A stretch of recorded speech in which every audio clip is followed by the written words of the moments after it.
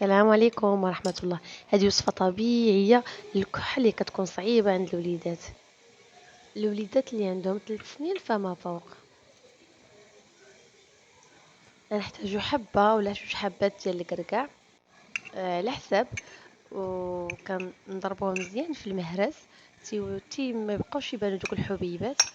غنضيفو راس المعلقة فقط ديال السمن الحر بلدي يكون قديم، وراس المعلقة ديال العسل الحر، اي عسل حر عندكم. وكنخلطو كنحصلو على هاد العجين اللي فعال. كنعطيه للوليدات بالليل، ولا الا كان عندي نعسو